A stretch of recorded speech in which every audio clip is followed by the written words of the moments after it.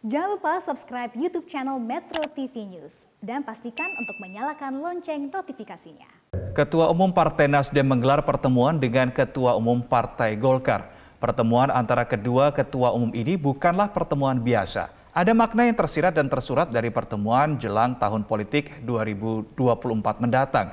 Apa saja isi pertemuan tersebut dan apakah pertemuan ini menjadi simbol tertentu jelang tahun 2024 dan bagaimana probabilitas koalisi yang akan dibangun kelak oleh kedua parpol ini dan yang lainnya.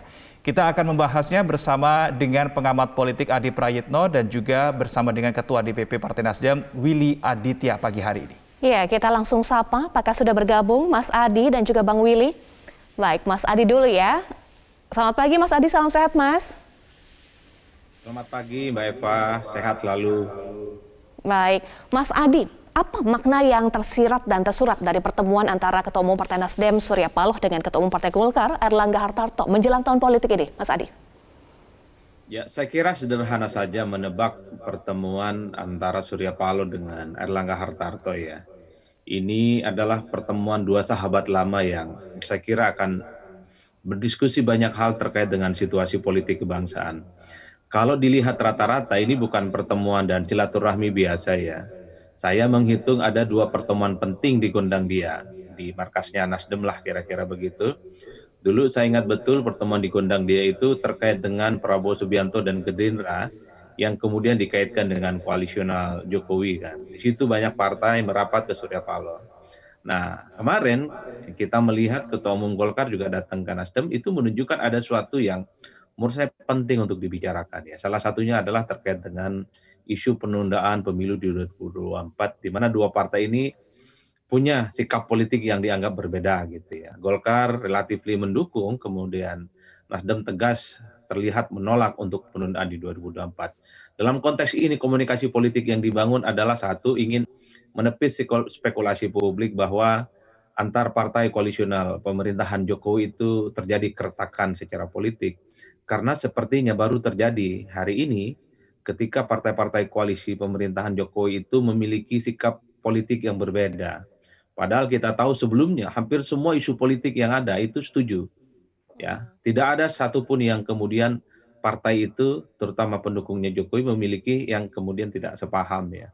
Karenanya itu yang sebenarnya adalah asumsi, dugaan supaya ini menegaskan sekeras apapun misalnya perbedaan pandangan antara partai-partai, Nasdem dengan Golkar salah satunya itu masih dalam bingkai koalisional pemerintahan Jokowi. Yang Baik. kedua, saya kira memang saya melihat bahwa Nasdem kemudian mulai menjadi salah satu tumpuan dari teman-teman partai koalisi. Jika ada sesuatu yang kemudian dianggap penting terkait dengan persoalan koalisional, terkait dengan isu-isu penting dan strategis di negara ini, ya buktinya berapa kali orang menyebutnya gondang dia kemudian menjadi salah satu epicentrum kekuatan politik yang tentu saja ini diharapkan bisa memberikan stabilitas politik di internal koalisi. Tentu di luar faksinya PDIP dan Gerindra yang kemudian selalu diproyeksikan sangat intim belakangan ini ya. Baik. Yang ketiga, pastinya banyak hal yang dibicarakan ya selain 2024. Misalnya kemarin ada Ahmad Syahroni gitu yang diperkenalkan, kemudian Airina Rahmidiani yang kemudian kita tahu persis dua orang ini belakangan digadang-gadang akan sangat potensial gitu ya, untuk diduetkan maju dalam Pilkada DKI Baik. Jakarta.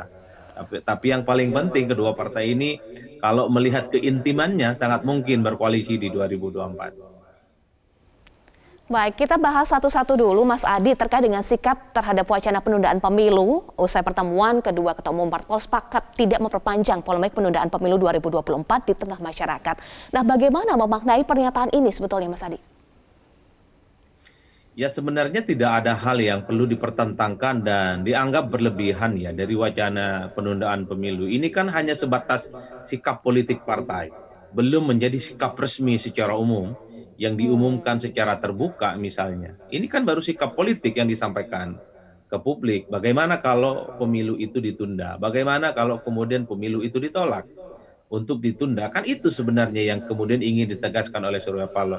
Ini wacana politik yang sebenarnya adalah konsumsi yang mestinya dimaknai biasa-biasa saja dalam konteks politik demokrasi elektoral.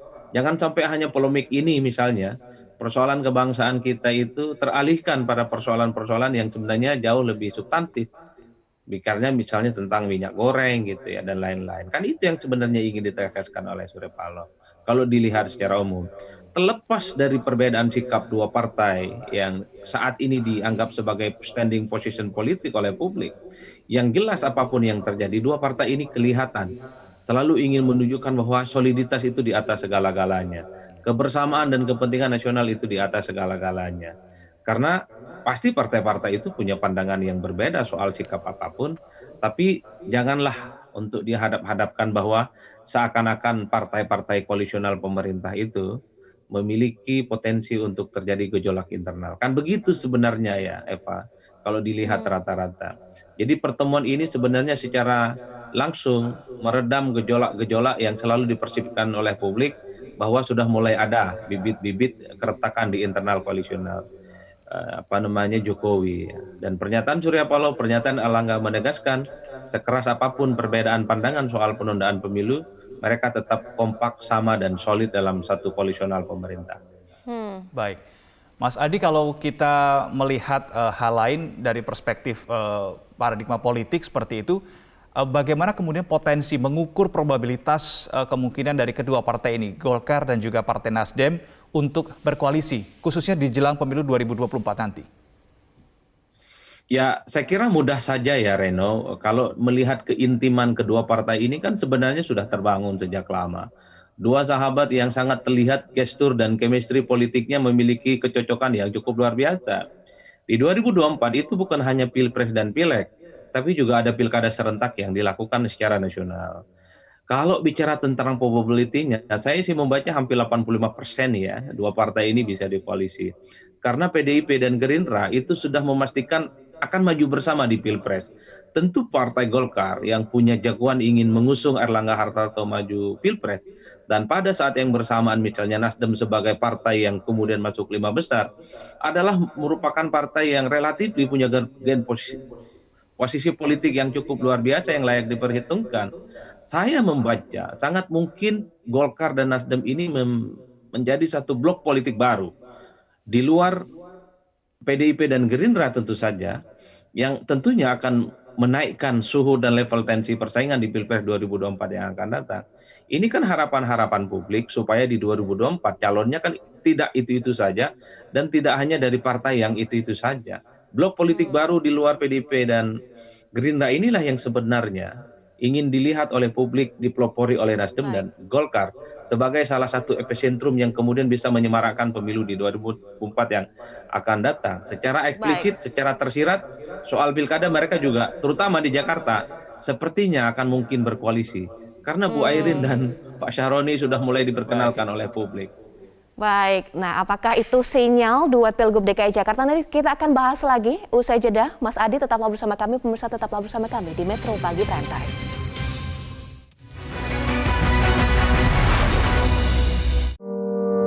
Pandemi hanya akan pergi bila kita saling peduli. Sebab bila tidak, gelombang baru datang dan pergi. Berani mengingatkan orang lain untuk lindungi diri, saling jaga, mau menerima dan rela memberi. Kencangkan lagi maskermu. Kurangi mobilitas dan hanya untuk yang perlu. Rutin olahraga dan vaksinasi lengkap demi imunitasmu. Kita percaya, kita pasti bisa. Dulu, saat flu, atasi dengan Inza. Sekarang, zaman serba cepat. Saat flu, minum Inza baru. Dengan formula yang telah diperbaharui, efektif atasi gejala flu. Inza baru, solusi jitu atasi flu. Produksi Konimax. Bersama Universitas Gunadarma dengan berbagai program studi yang terakreditasi BAN PT peringkat A. Siap menginspirasi. Halo masa depan, kami siap. Let's join us. Selamat pagi Indonesia. Setiap Senin sampai Jumat jam 8:30 pagi.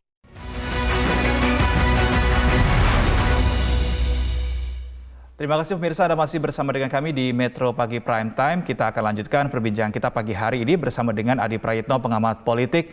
Mas Adi, tadi kalau Anda mengatakan bahwa sampai dengan saat ini baru ada dua kemungkinan blok untuk pemilu 2024. Gerindra dan juga PDIP, serta Nasdem dan juga Golkar. Kalau kita melihat mapping politiknya sampai dengan saat ini, kita fokus ke Nasdem dan juga Golkar. Siapa kira-kira partai yang akan berpotensi mengekor dua partai besar ini? Ya partai seperti PKB juga sangat mungkin ya, karena memiliki irisan politik yang hampir senapas, politik keagamaan gitu, tapi memiliki komitmen kebangsaan yang cukup luar biasa, termasuk misalnya Partai Amanat Nasional. Jadi sangat mungkin dua partai ini bisa menjadi bagian dari koalisional yang akan dibangun oleh Nasdem dan Golkar, andai membentuk poros baru di luar Pro PDIP dan Gerindra. Kan itu yang sebenarnya roman-roman politik yang dipetakan oleh publik soal kemungkinan poros baru di luar kekuatan yang ada saat ini. Dan publik tentu saja ini yang kemudian ditunggu akan direalisasikan supaya pemainnya itu relatif lebih banyak, calon yang dimunculkannya pun juga relatif lebih banyak. Sehingga banyak hal yang bisa disajikan terkait dengan kandidat Pilpres di 2024 ya.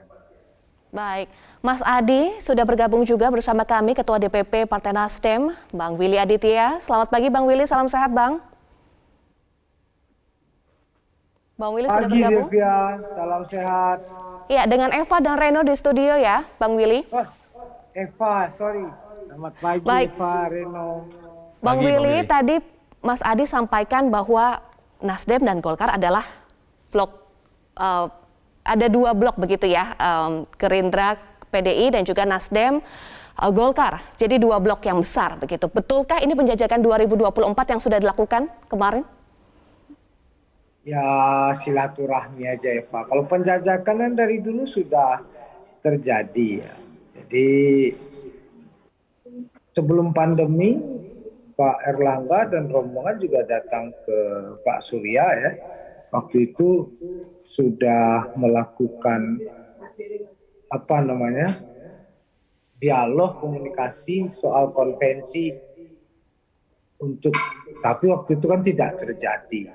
Jadi kalau bicara blok ya ini ada pembicaraan, ada Nasdem kan partai yang inklusif ya. Jadi tentu dengan siapa saja itu bisa terjadi. Baik, probabilitas koalisinya 85% disampaikan Mas Adi. Siapa saja partai yang akan mengekor ke Nasdem dan juga Golkar?